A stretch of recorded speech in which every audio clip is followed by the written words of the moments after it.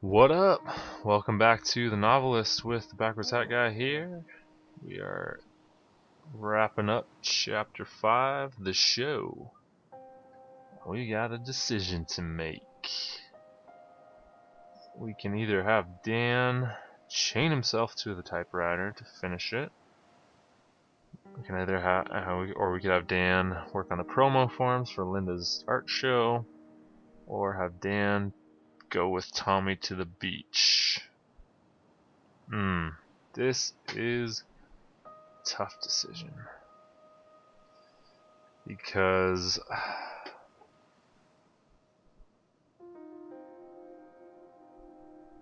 all of these things are very important things. How do you decide?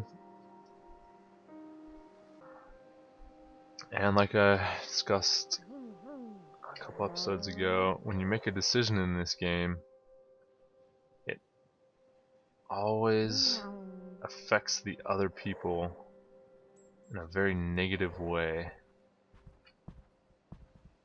It isn't good anymore. So she's doubting her ability. Let's see if they say anything.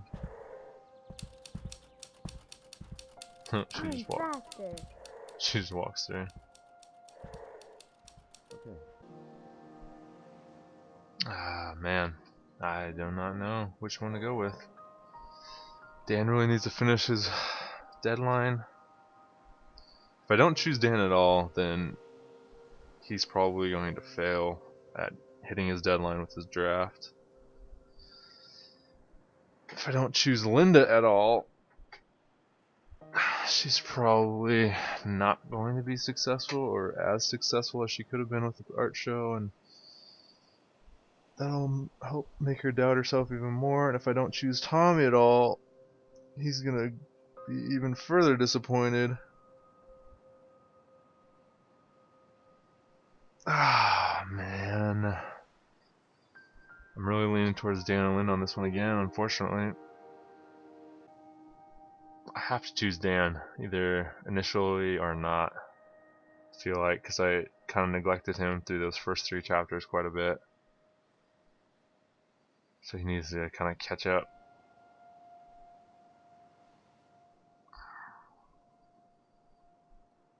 Tommy has been so disappointed a lot, seems like.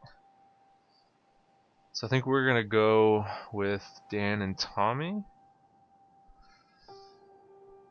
Let Linda kind of figure herself out. That's what we did in the last chapter, though.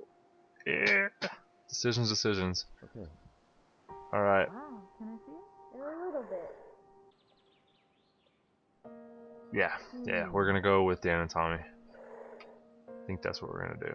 Because Linda can take care of her own show. She can do it, you know? Unfortunately, again, this is one of those things that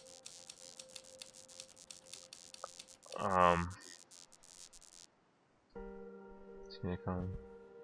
Do you like this one? Oh, he's walking out. Okay, cool. Great. So yeah, we're going for it. But like I said, unfortunately, it's one of those things where this is gonna really negatively impact Linda. But what else can you do?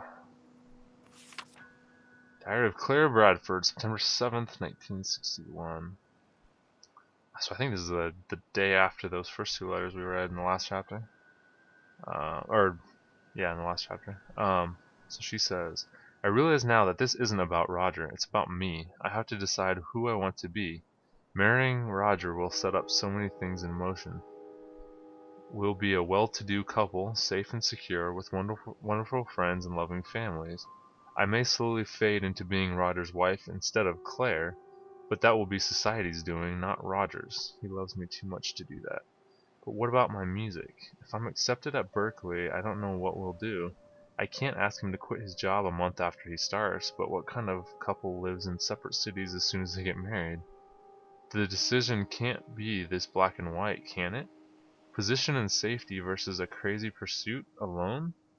Is there a way to have it all? Do I even want it all? Will I ruin everything no matter what I choose? Interesting. So she wants to get into music. And the guy that she wants to marry obviously has a job as a lawyer with his father's firm. So she's struggling whether or not they should get married.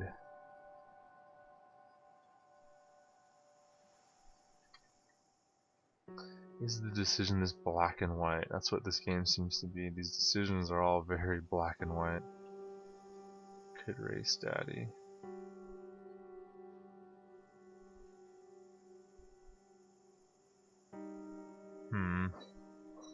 So there's usually always another clue in here. Yep.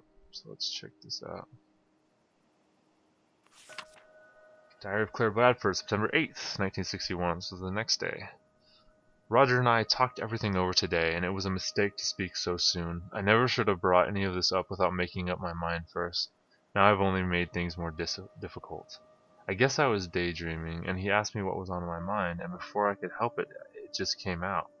Although maybe I wanted to get it off my chest. I told him I wasn't sure it was the right time to get married, and it upset him badly. It didn't matter how many times I told him that I wasn't calling it off, that I just had questions, that I hadn't made up my mind either way.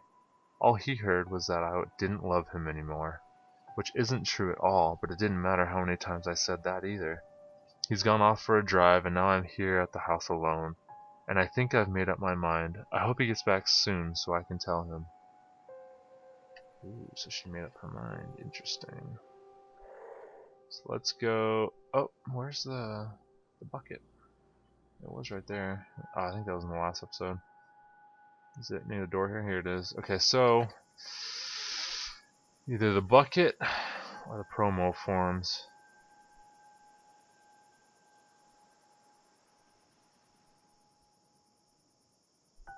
I gotta go with the bucket, right? Oh, gosh, this is like agonizing. I hate this part of the game because like these decisions affect people so negatively. I should be able to compromise with both of these two.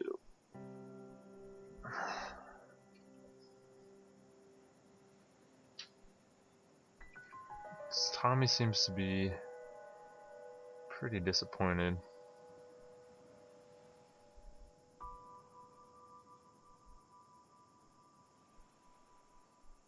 Linda could really use the help. Ah! I was so set on the bucket, but I'm not sure. Alright, we're going with Tommy. Okay, so sorry, Linda. It's probably gonna really affect her. Here we go. Let's see what happens.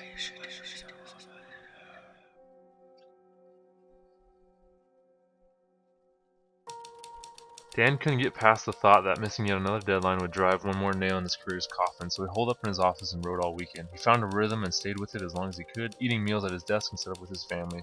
The non-stop clacking of the typewriter filled the house.